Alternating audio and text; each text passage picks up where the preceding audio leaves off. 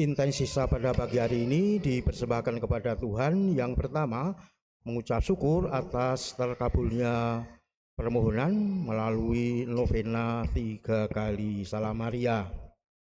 Yang kedua, mohon keberhasilan untuk menjadi PNS di Kabupaten Bekasi untuk Saudari Vita.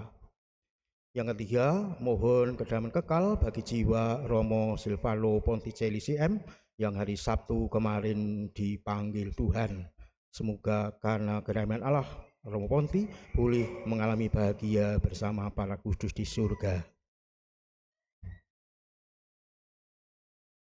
Dalam nama Bapa dan Putra dan Roh Kudus.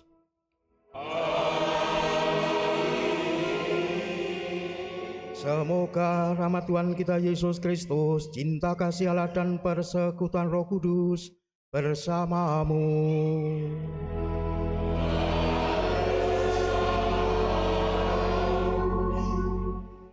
Saudara-saudari sekalian, mulai hari ini kita memasuki masa Advent yang bagi gereja merupakan tahun baru liturgi gereja. Kita ingin menandai permulaan tahun liturgi ini dengan upacara pemberkatan karangan Advent atau dikenal Corona yang menandakan persekutuan jemaat dan kerinduan kita akan kedatangan Sang Juru Selamat. Maka marilah sehati jiwa kita memohon berkat Allah.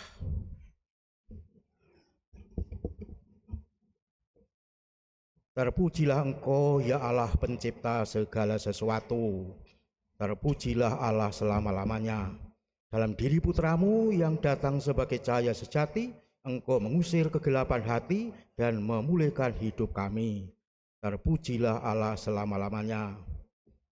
Marilah berdoa. Tuhan Allah kami bersyukur kepadamu karena boleh mengalami lagi masa Advent, yakni masa yang penuh pengharapan dan kerinduan akan kedatangan Sang Juru Selamat. Harapan dan kerinduan itu kami ungkapkan dalam lambang lingkaran karangan Advent ini. Maka kami mohon, sudilah Bapa memberkati lingkaran karangan Advent ini.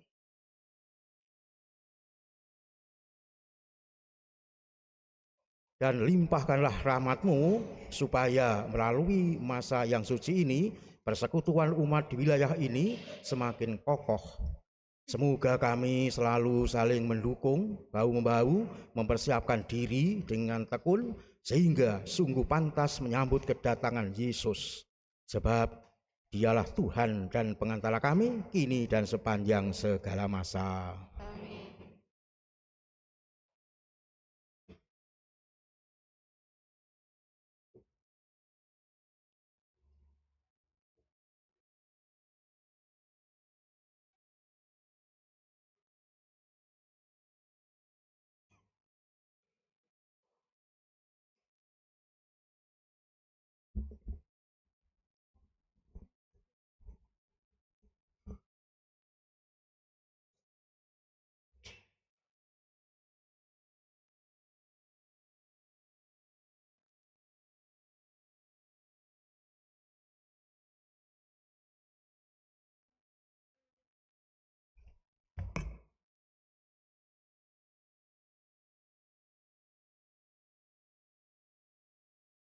Marilah saudara-saudari dengan rendah hati kita akui di hadapan Allah bahwa kita ini adalah orang berdosa. Mohon ampun supaya kita diperkenankan untuk merayakan peristiwa yang menyelamatkan ini. Saya mengaku kepada Allah yang Maha Kuasa dan kepada saudara sekalian bahwa saya telah berdosa dengan pikiran dan perkataan, dengan perbuatan dan kelalaian. Saya berdosa, saya sungguh berdosa. Oleh sebab itu saya mohon kepada Santa Perawan Maria, kepada para malaikat dan orang kudus, dan kepada saudara sekalian, supaya mendoakan saya pada Allah Tuhan kita. Semoga Allah yang Maha Kuasa mengasihani kita, mengampuni dosa kita, dan menghantar kita ke hidup yang kekal.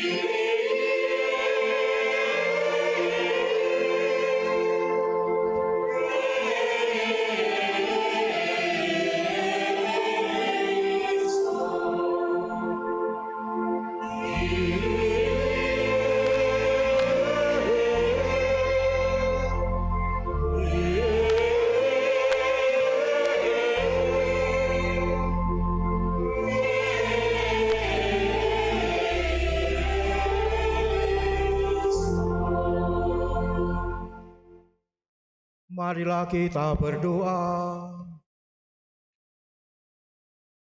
Allah Bapa kami di surga, melalui Yesus Kristus Putramu, Engkau berkenan menyelamatkan dunia.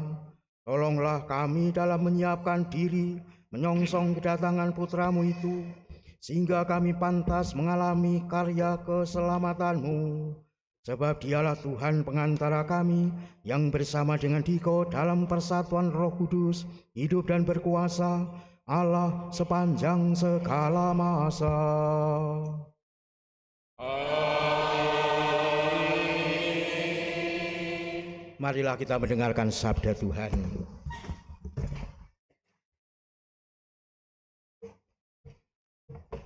Bacaan dari kitab Yeremia. Beginilah firman Tuhan. Sungguh, waktunya akan datang bahwa aku menepati janji yang telah kukatakan kepada kaum Israel dan kaum Yehuda. Pada waktu itu, aku akan menumbuhkan tunas keadilan bagi Daud. Ia akan melaksanakan keadilan dan kebenaran di negeri. Pada waktu itu, Yehuda akan dibebaskan dan Yerusalem akan hidup dengan tentram. Dan dengan nama inilah mereka akan dipanggil Tuhan keadilan kita. Demikianlah sabda Tuhan.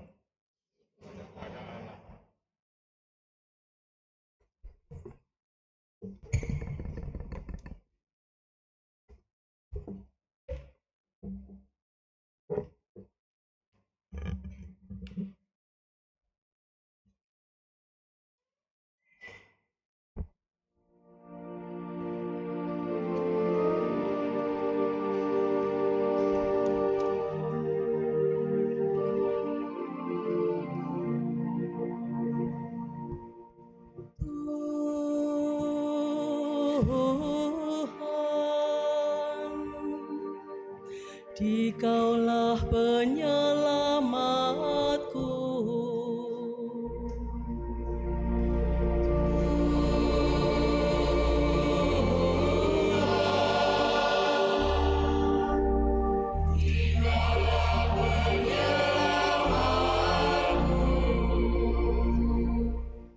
Beritahukanlah jalan-jalan-Mu kepadaku, ya Tuhan. Tunjukkanlah lorong-lorong-Mu kepadaku. Bawalah aku berjalan dalam kebenaran-Mu, dan ajarlah aku. Sebab Engkaulah Allah yang menyelamatkan daku.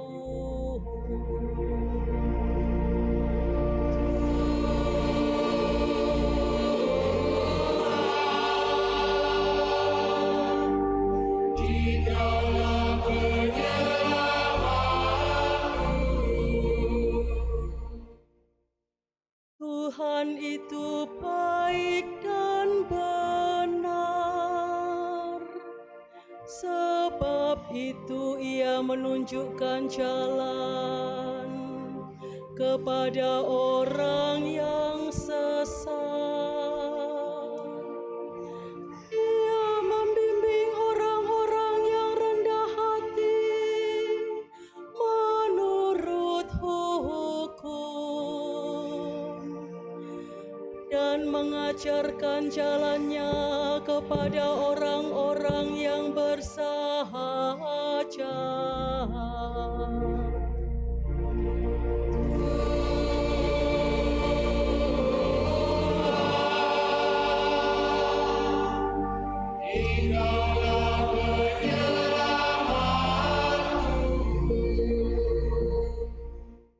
Segala jalan Tuhan adalah kasih setia dan kebenaran bagi orang yang berpegang pada perjanjian dan peringatan-peringatannya. Tuhan bergaul karib dengan orang yang bertakwa padanya, dan perjanjiannya Ia beritahukan kepada mereka.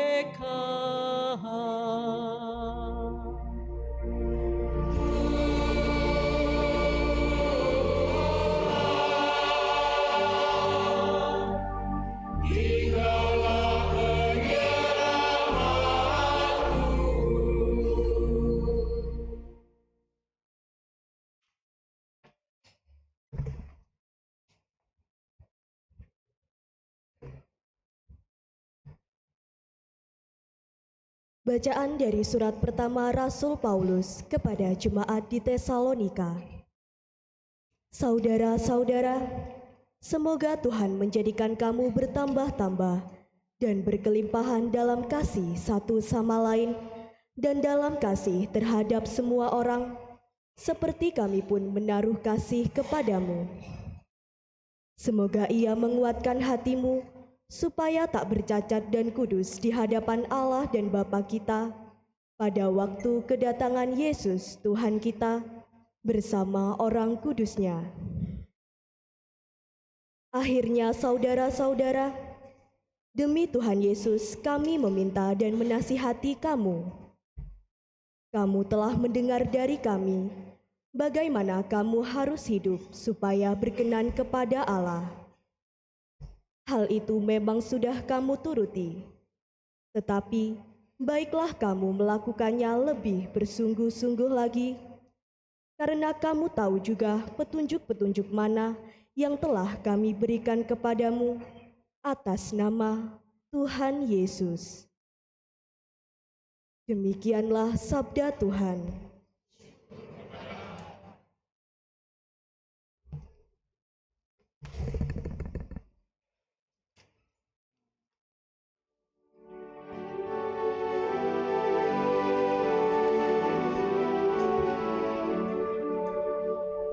Haleluya, haleluya, haleluya.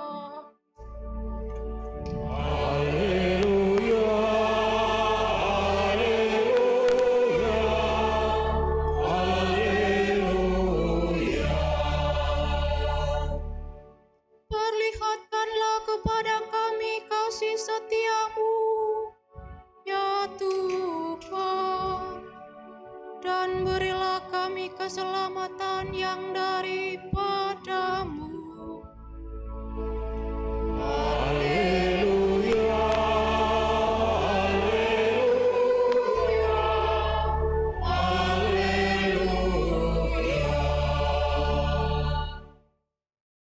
Tuhan bersamamu.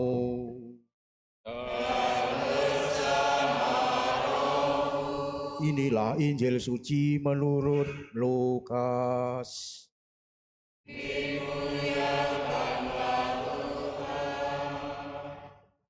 Sekali peristiwa, Yesus berkata kepada murid-muridnya, akan tampak tanda-tanda pada matahari, bulan, dan bintang-bintang. Bangsa-bangsa di bumi akan ketakutan dan bingung menghadapi deru dan gelora laut. Orang akan mati ketakutan karena kecemasan berhubung dengan segala sesuatu yang menimpa bumi ini. Sebab kuasa-kuasa langit akan guncang. Pada waktu itu, orang akan melihat Putra Manusia datang dalam awan dengan segala kekuasaan dan kemuliaannya. Apabila semuanya itu mulai terjadi, bangkitlah dan angkatlah kepalamu, sebab pembebasanmu sudah dekat. Oleh karena itu, jagalah dirimu supaya hatimu jangan dibebani oleh pesta pora dan kemabukan, serta kekhawatiran hidup sehari-hari, dan supaya hari Tuhan jangan dengan tiba-tiba jatuh ke atas dirimu seperti suatu jerat. sebab hari itu akan menimpa semua penduduk bumi ini. Berjaga-jagalah senantiasa sambil berdoa, supaya kamu mendapat kekuatan untuk luput dari semua yang akan terjadi itu, dan supaya kamu tahan berdiri di hadapan Putra Manusia. Demikianlah sabda Tuhan.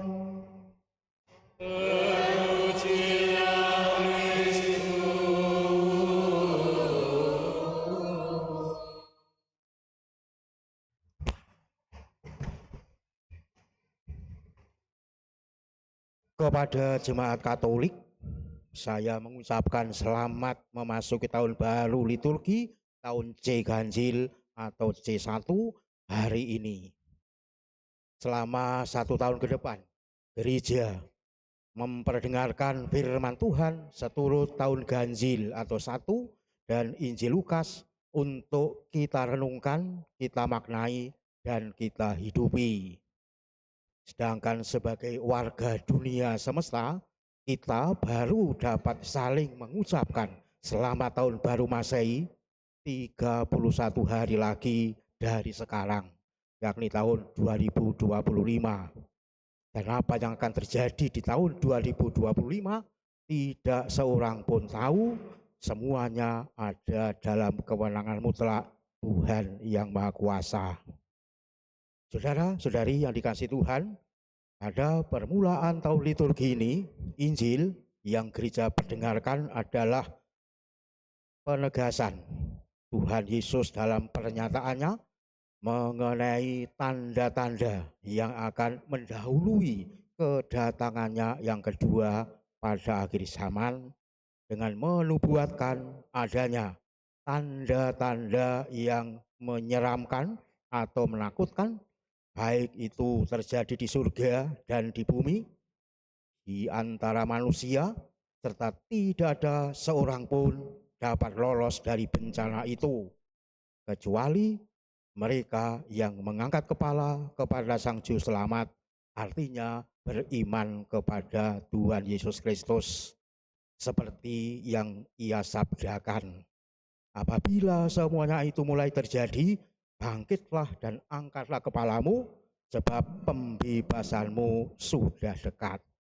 Lukas 21 ayat 28. Saudara-saudari yang dikasihi Tuhan, kapan akhir zaman itu akan terjadi dan apakah tanda-tandanya jika akan terjadi, menjadi sebuah pertanyaan orang dari zaman dahulu kala sampai entah zaman kapanpun, yang terus mengusik orang-orang demikian, dan nyatanya belum pernah ditemukan jawaban pastinya.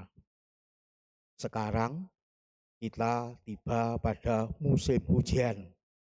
Berita tentang banjir di berbagai tempat ditayangkan silih berganti oleh televisi atau diberitakan dalam dunia maya atau media sosial.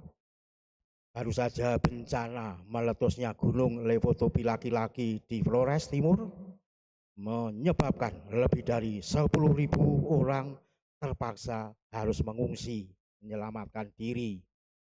Juga terjadinya perang di kawasan Timur Tengah antara Israel dan Palestina yang diadanti, di Rusia antara Rusia dan Ukraina, perang saudara di Sudan dan Myanmar, kekerasan antar geng di Haiti, tawuran dan perang ujar kebencian di medsos sampai hari ini.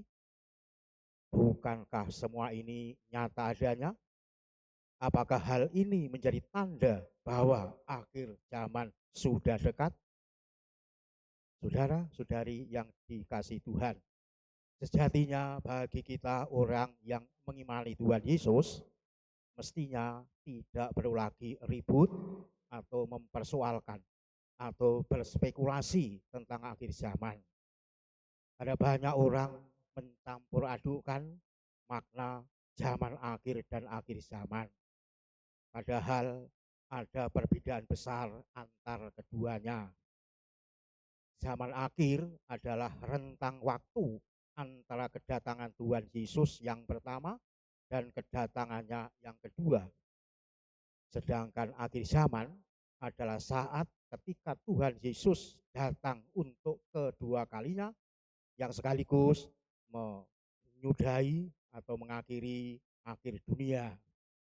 Dengan demikian berarti kita sekarang berada di zaman akhir. Karenanya meski sudah berjalan 2000 tahun, bisa saja zaman akhir masih akan merentang jauh lagi, mungkin malah ribuan tahun lagi. Santo Petrus berkata, saudara-saudara yang terkasih, yang satu ini tidak boleh kamu lupakan, bahwa di hadapan Tuhan satu hari sama seperti 1000 tahun, dan 1000 tahun sama seperti satu hari. 2 Petrus bab 3 ayat 8. Itulah zaman akhir. Sedangkan waktu dan saat akhir zaman telah Yesus tegaskan. Tentang hari dan saat itu tidak seorang pun yang tahu. Malaikat-malaikat di surga tidak, dan anak pun tidak, hanya Bapa sendiri. Matius bab 24 ayat 36, Markus bab 13 ayat 32. Implikasinya, jika ada orang siapapun itu merasa tahu dan mewartakannya, pastilah dia itu pembohong. Sebab dirinya sendiri pasti belum pernah mengalami akhir zaman. Mana bisa ia tahu dan bisa cerita? Bandingkan saja, setiap kita sungguh mengalami nyata. Mungkin ada 8-9 bulan di kandungan atau di rahim ibu kita masing-masing. Coba ada yang bisa cerita? Sama sekali tidak, padahal pengalaman. Apalagi tidak berpengalaman, kok bisa cerita? Suatu hal yang patut dipertanyakan.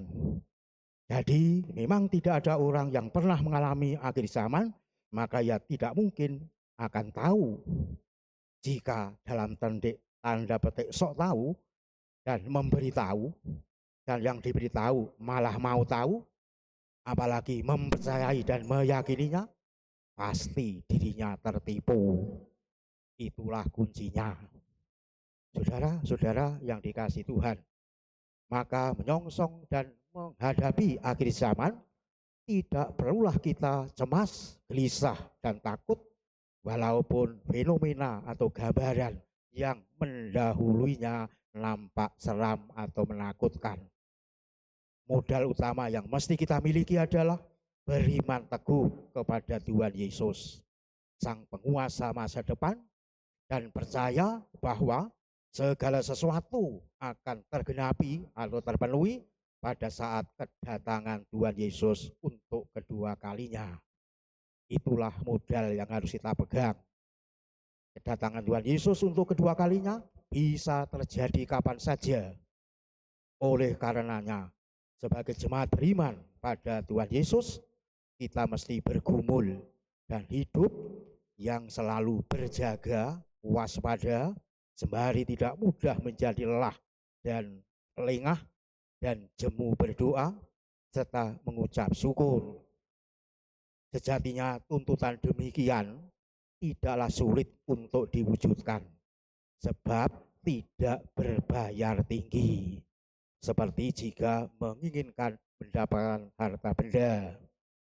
Jadi semua orang pasti bisa menjalankannya asal ada dalam tanda petik waktu, mau, dan mau melaku. Inilah yang harus kita laksanakan. Bagaimana perwujudan konkretnya untuk menghadapi akhir zaman?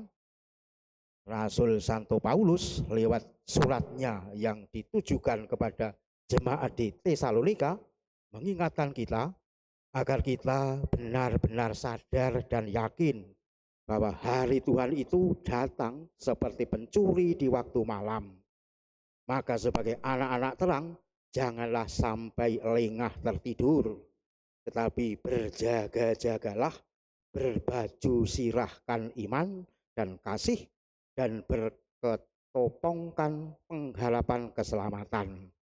Karena Allah tidak menetapkan kita untuk ditimpa murka, tetapi untuk beroleh keselamatan melalui Tuhan kita Yesus Kristus.